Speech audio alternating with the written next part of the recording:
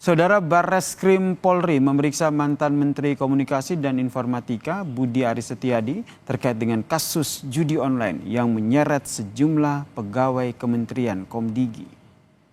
Menkominfo periode 2023-2024 Budi Aris menjalani pemeriksaan di Barreskrim Polri sekitar 6 jam lamanya. Meski tidak memberikan informasi detail, Menkominfo periode 2023-2024 ini mengonfirmasi pemeriksaan dirinya terkait dengan penyelidikan kasus judi online di Kementerian Komdigi. Budi Aris diperiksa sebagai saksi, meski ia tidak berkomentar saat ditanya keterlibatannya dalam kasus judi online di Kementerian Komdigi. Aduh, takut. Saya ingin memberikan pernyataan. Yang pertama, sebagai warga negara yang taat hukum, saya berkewajiban untuk membantu pihak kepolisian dalam penuntasan pemberantasan kasus judi online di lingkungan Komdigi. Yang kedua, pemberantasan judi online merupakan tugas kita bersama sebagai sesama anak bangsa.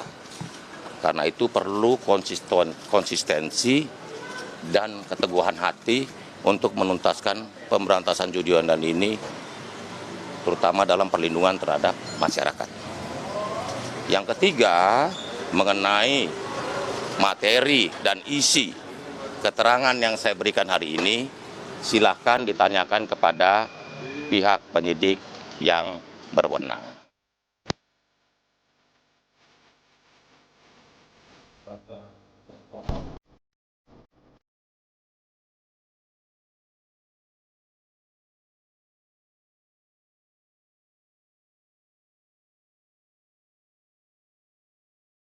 Kasus judi online di Kementerian Komdigi terus bergulir.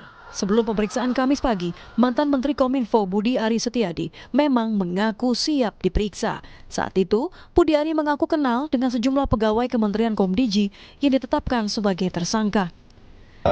Dukung penegakan hukum, dan yang ketiga, kita tetap serius berantas judi online. Apa sih? Ya? Solusinya gimana? Lalu kita warga negara. Dan nanti katanya polisi mau mendalami, Pak. Gimana, Pak? Tunggu aja dalamnya nanti nggak apa. Kita siap ya. Siap dipanggil juga, Pak. Pasti nggak. Berarti siap. Pasti nggak terlibat, Pak. Ya. Pak kenal nggak Pak Mas sudah pegawai Komdigi yang diperiksa, Pak? Ya tahu lah namanya. Pak.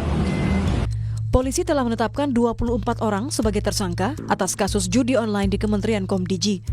Dari 24 tersangka, 9 orang merupakan pegawai Komdigi dan 1 orang staf ahli Komdigi, sementara 14 orang lainnya dari kalangan sipil. Adapun modus yang dilakukan yaitu pegawai Komdigi membuka kantor satelit di daerah Bekasi, Jawa Barat untuk melindungi ribuan situs judi online. Sementara itu, para pemilik situs ini menyetor uang setiap bulannya hingga 24 juta rupiah agar situsnya tidak ditutup. Dari hasil pemeriksaan, polisi menyita sejumlah barang bukti, beberapa di antaranya adalah uang senilai 76,979 miliar rupiah. 63 perhiasan, 28 kendaraan bermotor, puluhan alat elektronik, hingga senjata api, berikut ratusan butir peluru. Polisi menyebut nilai total barang bukti yang disita mencapai 166,686 miliar rupiah. Ketua Komisi 3 DPR fraksi Gerindra, Habibur Rahman, menyebut pemeriksaan menyeluruh diperlukan untuk memperjelas proses hukum dari penyidikan kasus judi online yang melibatkan pegawai Komdigi. Ia pun mendukung langkah polisi memeriksa mantan Menteri Komunikasi dan Informasi Budi Aris dalam kasus judi online.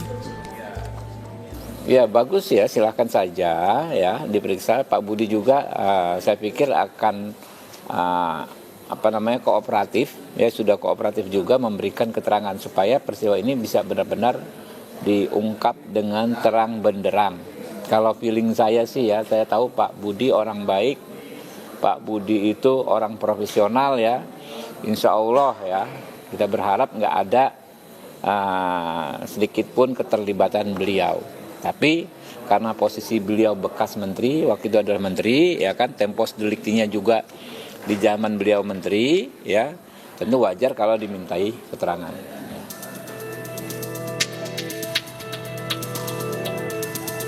Sementara itu, terkait upaya pemberantasan judi online, Komdiji mengklaim sudah menutup 187.000 situs judi online sejak awal November 2024. Menkomdiji Mutia Hafid menyebut tak hanya penelusuran situs, penanganan juga diperlukan melalui pengecekan rekening terkait judi online.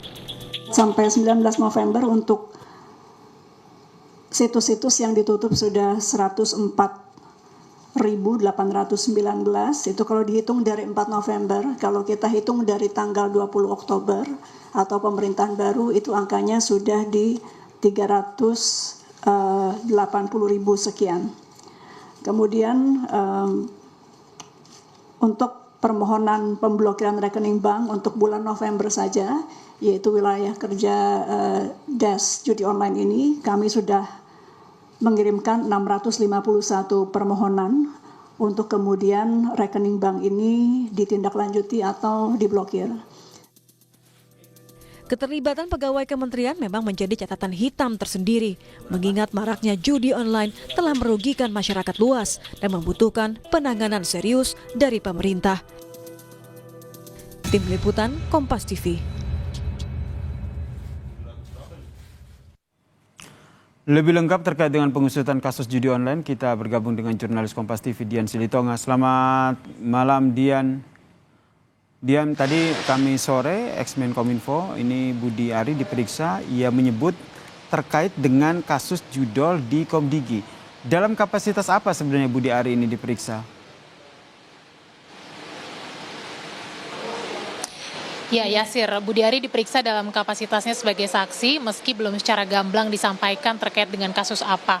Tapi kalau kita mencermati konteks pernyataan pers yang disampaikan Budi Ari usai diperiksa oleh Bareskrim Mabes Polri, kita ingat Budi menyampaikan atau langsung menyampaikan soal pentingnya pemberantasan judi online, kemudian juga mengatakan dirinya memiliki kewajiban untuk membantu pemerintah memberantas judi online.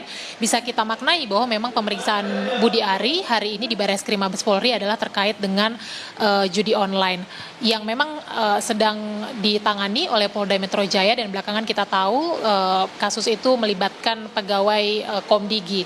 Nah, kalau kita juga ingat beberapa modus operandi yang sempat disampaikan oleh polisi yang dilakukan oleh para tersangka, yakni selain membuat markas atau kantor satelit judi online, ini para tersangka juga melalui kantor atau markas satelit judi online itu menjaga sebanyak 1.000 situs judi online agar tidak diblokir. Kemudian juga setiap operator kemudian mendapatkan gaji sebesar 5 juta rupiah per bulan, dan kemudian juga per situs online yang di-backingi atau yang dibina agar tidak diblokir, ini kemudian masing-masing tersangka juga mendapatkan imbalan senilai 8,5 juta rupiah.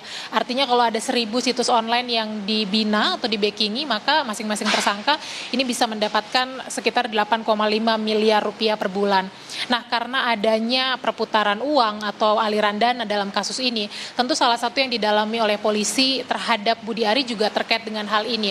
Apakah kemudian Budi Ari pada saat menjabat sebagai Menkominfo mengetahui soal aliran dana tersebut, atau bahkan apakah mungkin Budi Ari juga menerima aliran dana tersebut?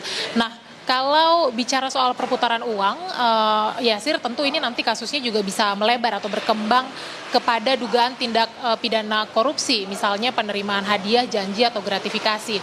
Itu mungkin sebabnya Polda Metro Jaya kemudian bekerja sama dengan Korps Pemberantasan Tindak Pidana Korupsi Bareskrim Mabes Polri, ya, karena kita tahu bahwa Budi hari ini diperiksanya adalah di Kortas Tipikor Bareskrim Mabes Polri. Selain itu juga kenapa Budi Ari diperiksa, ya tentu kalau kita ingat Budi juga sempat menyampaikan bahwa ia mengenal pegawai Komdigi yang kemudian ditetapkan sebagai tersangka oleh kepolisian. Nanti muaranya pemeriksaan Budi Ari ini juga tentu untuk menentukan atau menyimpulkan apakah Budi kemudian terlibat atau tidak, atau kemudian juga apakah Budi terbukti menyelewengkan kewenangan atau tidak. Rencananya besok polisi akan menyampaikan pernyataan resmi terkait dengan hasil pemeriksaan Budi hari ini. Besok akan kita ketahui bersama hasilnya apakah Budi terlibat atau tidak, dan kemudian juga apakah akan ada tersangka baru, dan kemudian apa langkah polisi selanjutnya terkait dengan perkembangan kasus ini. Yasir. Terima kasih jurnalis Kompas TV Dian Silitonga atas informasinya terkait dengan Budi Ari yang diperiksa terkait dengan kasus judi online di Komdigi.